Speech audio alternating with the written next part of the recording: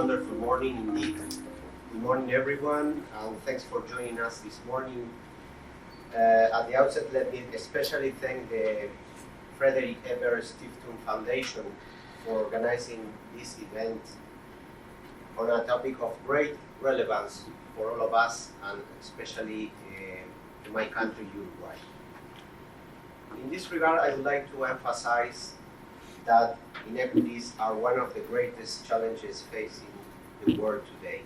The increase in social gaps ends up fracturing and dividing a society, generating detrimental effects on many issues, or we have many effects in different areas: environmental, social, economic, sustainability, increasing poverty, insecurity, delinquency, and xenophobia.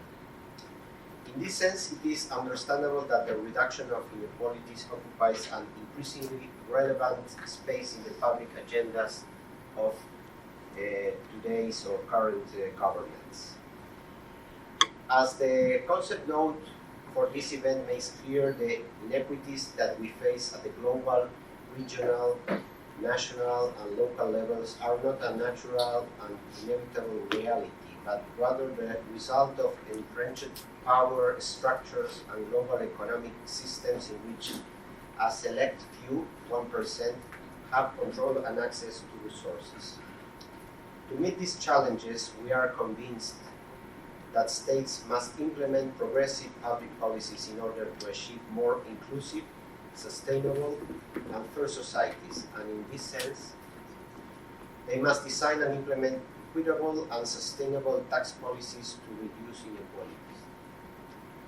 Fiscal policy is an instrument that can improve equity. Particularly, fiscal policy and fiscal governance have the potential to ensure sufficient revenue collection in order to have a public expenditure that allows addressing inequities, both vertical and horizontal, and contain the abrupt changes of the market. In the case of my country, Uruguay, has been reported throughout its three national MDRs, which were presented in 2017, 2018, and the third one published this year. A large part of the fiscal expenditure is allocated to the implementation of social policies tending to the reduction of inequities. As far as the tax reform of 2007, Uruguay established the personal income tax, the IRPF, that taxes the income obtained by individuals, resident individuals in our territory, in a progressive manner, applied gradually, step by step, by income bracket and according to the amount.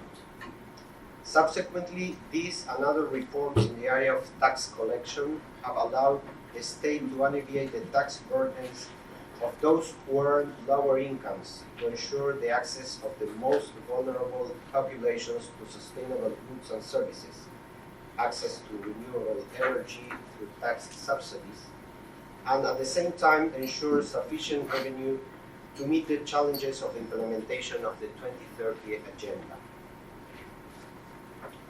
Among those public policies that Uruguay is implementing to achieve the objectives of the agenda, especially SDG 10 of reducing inequities, allow me to highlight the national care system.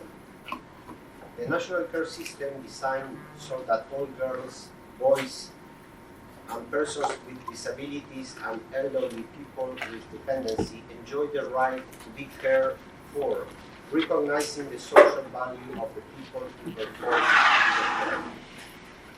It is a model of co-responsibility between the state, the community, families, and the market, as well as the shared responsibility between men and women in the face of a clear inequality in the gender division of care work. The system consists of the creation of a fund by which the state assumes the cost of care, mobilizing the economy, ensuring the right to be cared for by the most vulnerable groups, recognizing unpaid work that has historically been neglected and facilitating thus the entry into the labor market of a very large sector of the population, either those who want to provide this service or those who are released and can perform a different activity. Before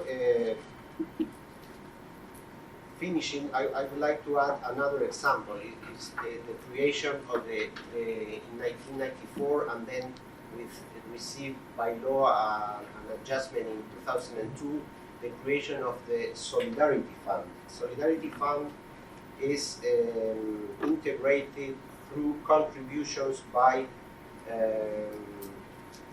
university graduates that